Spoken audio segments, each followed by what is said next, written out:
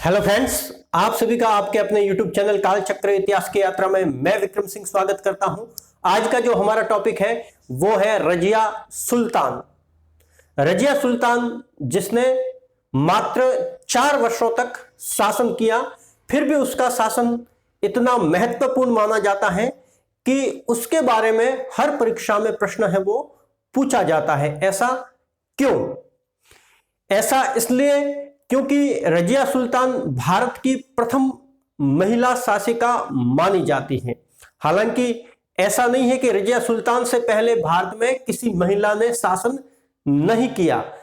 कश्मीर में हमें दिद्दा नामक एक महिला के 50 वर्ष तक शासन करने का जिक्र देखने को मिलता है, लेकिन एक बड़े स्तर पर और दिल्ली से शासन करने वाली पहली महिला शासिका रजिया सुल्तान थी।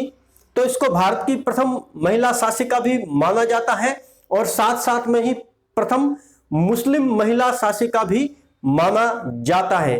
तो जब भी प्रश्न आता है कि भारत की प्रथम महिला शासिका या प्रथम मुस्लिम महिला शासिका कौन थी, तो उसका जवाब होगा रजिया सुल्तान। रजिया सुल्तान का जो शासनकाल है वो 1236 से लेकर 1240 के बीच मात्र 4 वर्ष तक चलता है। रजिया सुल्तान सुल्तान इल्तुतमिश की पुत्री थी। इल्तुतमिश ने अपनी ग्वालियर विजय के बाद में रजिया को अपना उत्तराधिकारी नियुक्त या घोषित किया था और अपने चांदी के जो सिक्के थे जिनको टंका कहा जाता था उसमें रजिया का नाम है वो लिखवाया था। तो चलिए रजिया पर आते हैं। रजिया चूंकि एक महिला शासिका थी और तत्कालीन पुरुष प्रधान रूढ़िवादी और जटिल समाज में महिला को एक शासक के रूप में स्वीकार करना जो अमीर थे, अधिकारी थे और जो सामंत सरदार थे उनको कतई स्वीकार नहीं था। हमने इल्तुतमिश को पढ़ते वक्त देखा था कि इल्तुतमिश ने अपने विश्वास पात्र अमीरों का एक जो है ग्रुप बनाया था जिसमें 40 लोग शामिल थे, जिसको चालीसा कहा जाता था या तुर्कान ए चहलगानी कहा जाता था। ये 40 ऐसे तुर्क अमीर थे जो इल्तुतमिश के विश्वास पात्र थे और साथ ही सहयोगी भी थे। लेकिन इल्तुतमिश की मृत्यु के बाद में जब रजिया सुल्तान बनी तो वहां अमीरों के 2 गुट बन गए। एक वह गुट था जो रजिया का समर्थक था और एक वह गुट था जो रजिया के विरोधी थे। रजिया ने अपने विरोधियों को दबाने के लिए दिल्ली के बाहर यमुना नदी के किनारे अपना शिविर लगाया और धीरे धीरे करके अपने सारे विरोधियों को उसने दबा दिया। तो इस तरीके से रजिया ने अपने प्रारंभिक शासन में जो कठिनाइयां आ रही थी उनको समाप्त कर दिया।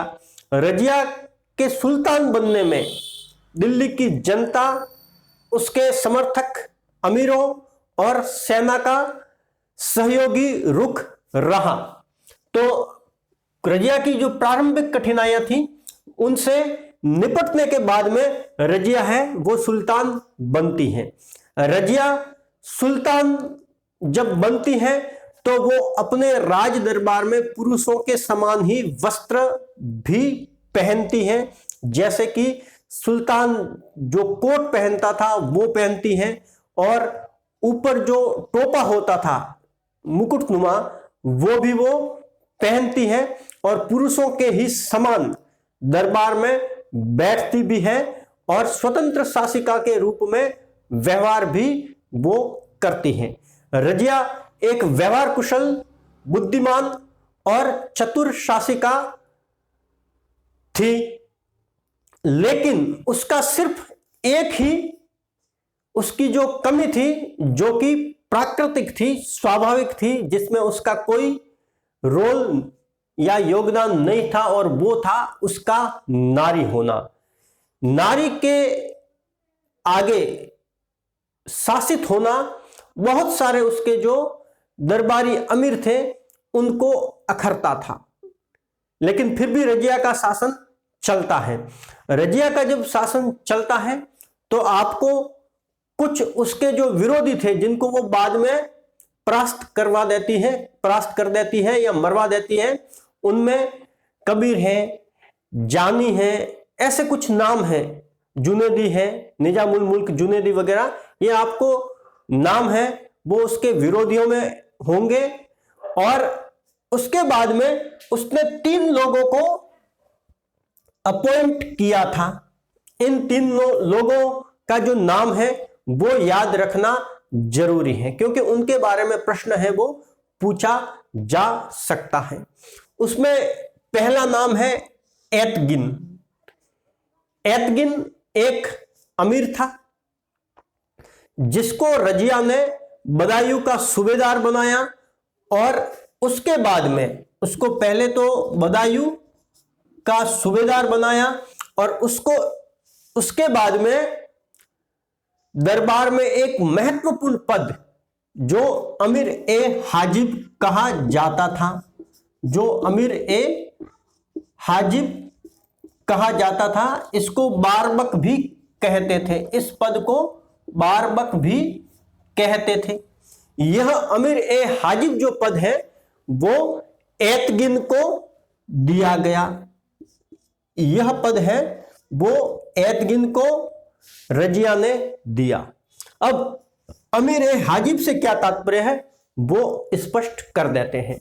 अमीर ए हाजिब से तात्पर्य है दरबारी शिष्टाचार के जो नियम हैं जिनको लागू किया जाता है, और यह लागू करवाने का जो काम करता है उस अधिकारी को अमीर ए हाजिब कहा जाता था।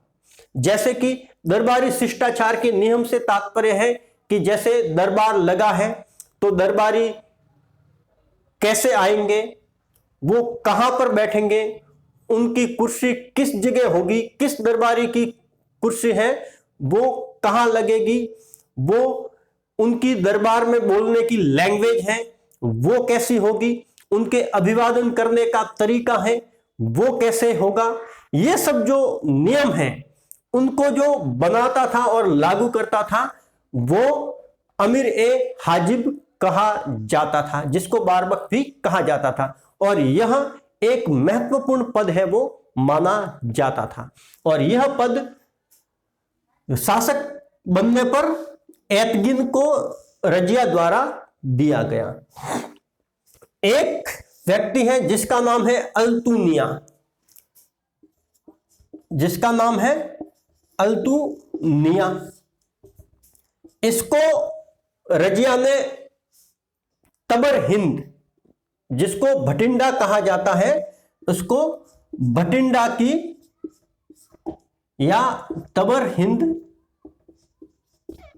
की अक्तेदारी दी गई या वहां का अक्तादार बनाया गया, अर्थात इसको भी महत्वपूर्ण पद है वो रजिया द्वारा दिया गया।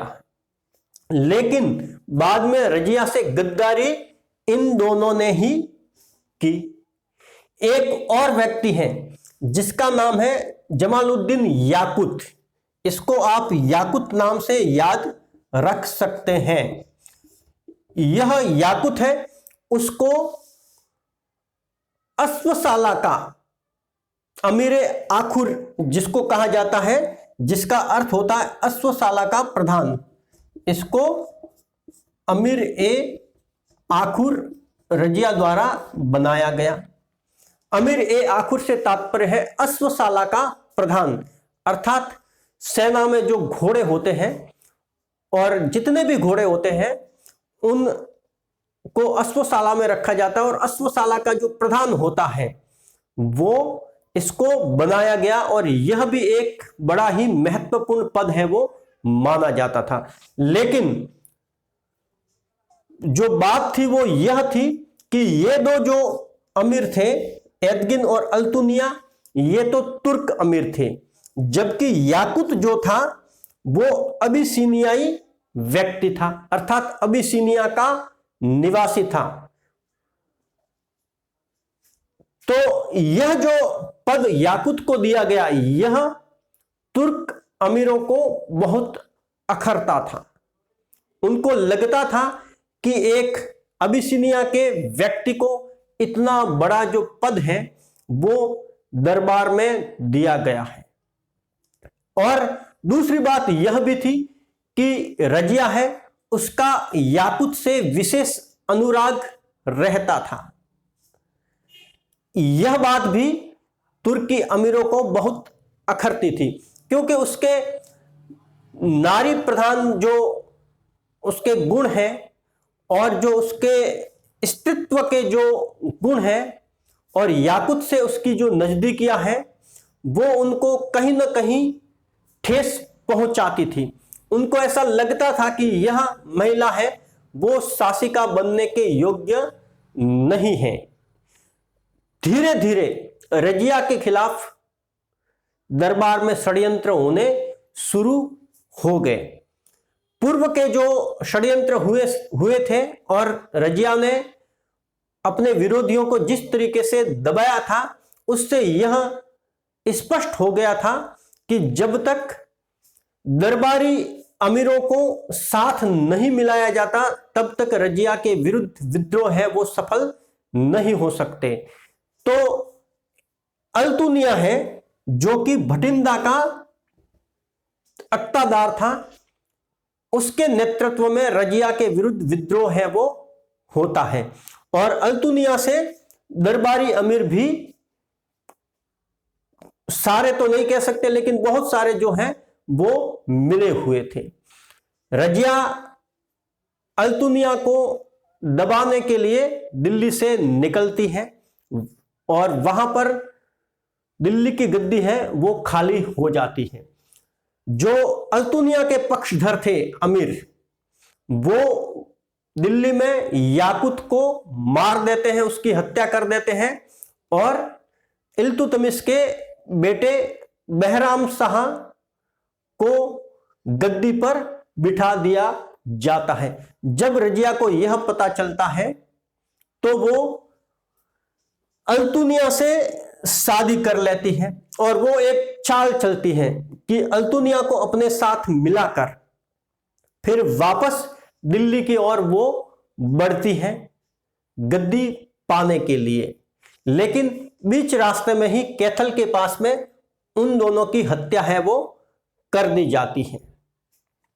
इस तरीके से रजिया का है वो सिर्फ 4 साल में ही अंत हो जाता है। रजिया सिर्फ महिला होने के कारण ही वो सफल नहीं हो पाई, बाकी रजिया बुद्धिमान, चतुर और साहसी थी। यही कारण था कि इल्तुतमिश ने उसे अपनी उत्तराधिकारी बनाया था। उसके बाद का जो काल है वो अस्थिरता का काल है वो माना जाता है, जब तक कि बलबन है वो शासक नहीं बन जाता। अर्थात इल्तुतमिश की मृत्यु के बाद में बलबन के शासक बनने तक का जो 30 वर्षों का समय है वो अस्थिरता का काल रहता है। उसमें कम कम समय में शासक है वो बदले जाते हैं और शासक और तुर्की अमीरों के बीच सत्ता का और सत्ता पर अधिकार करने का जो है वो खींचतान होती है।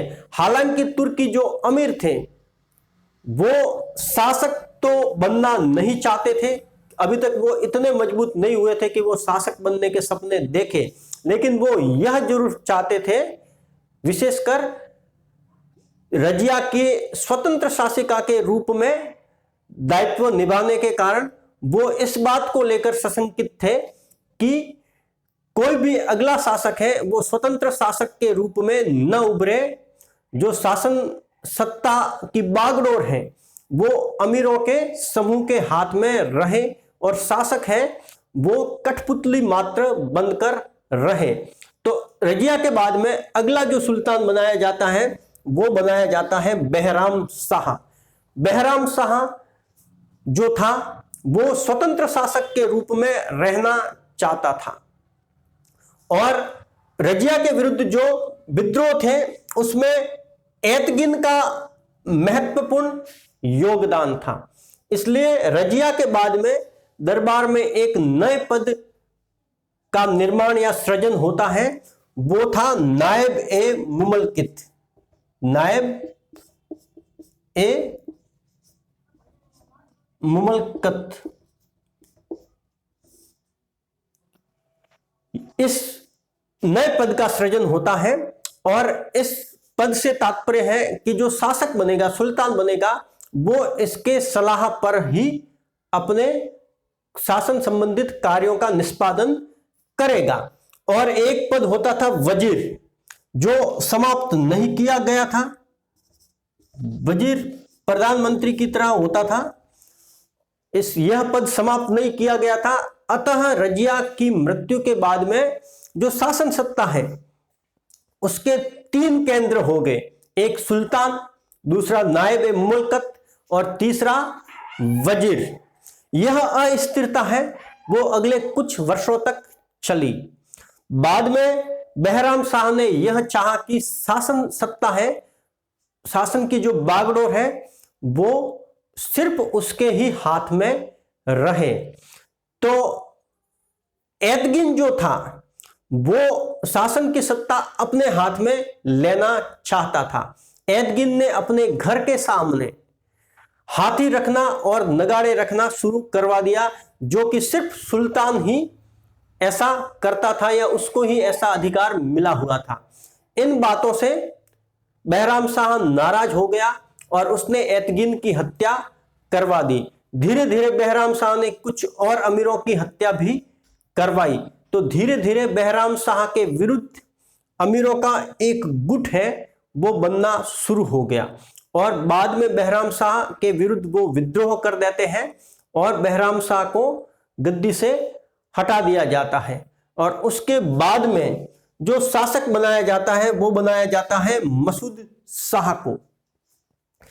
इस विद्रोह में जो कि बहराम शाह के विरुद्ध किया गया था और बहराम शाह को सफलतापूर्वक हटा भी दिया गया था, उसके बाद में एक व्यक्ति है वो महत्वपूर्ण व्यक्ति के रूप में उभर कर आता है, उसका नाम है बलबन। बलबन के बारे में हम अगले टॉपिक में हालांकि पूरा पढ़ेंगे, लेकिन बलबन है वो इस विद्रोह का मुख्य जो था संगठनकार था। अतः वह विद्रोह सफल होने के बाद में महत्वपूर्ण व्यक्ति के रूप में उभर कर आता है। आगे वो और भी महत्वपूर्ण भूमिका निभाता है और धीरे धीरे खुद सुल्तान भी बन जाता है। बाद में मसूद शाह को भी 4 वर्षों बाद में बलबन है वो बहुत ही चालाकी से, चतुरता से सिंहासन से हटा देता है और उसकी जगह अगला शासक आता है जो जिससे बलबन अपनी बेटी की शादी भी करता है। उनको हम अगले टॉपिक में पढ़ेंगे। लेकिन बलबन जो है वो चालीसा या तुर्कान ए चहलगानी का सदस्य होता है। ध्यान दीजिएगा, बलबन से पहले जितने भी शासक बने वो इल्तुतमिश के पुत्र या पौत्र थे। अर्थात तुर्कान ए चहलगानी जो 40 तुर्की अमीरों का जो दल था जिसका निर्माण इल्तुतमिश ने किया था, वो इतना मजबूत हो गया था कि वो नृप निर्माता का रोल है, भूमिका है, अदा कर रहा था।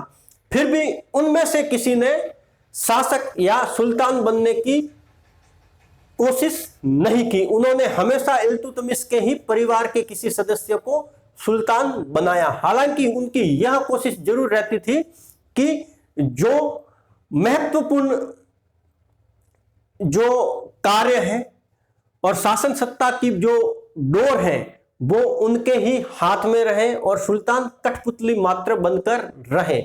और यह जो 30 वर्ष की परंपरा बन गई थी कि इल्तुतमिश के ही परिवार को सुल्तान बनाया जाएगा, उस परंपरा को आगे जाकर बलबन तोड़ता है और वो खुद शासक बन जाता है। आज का जो आपका टॉपिक है वो यही समाप्त होता है। धन्यवाद।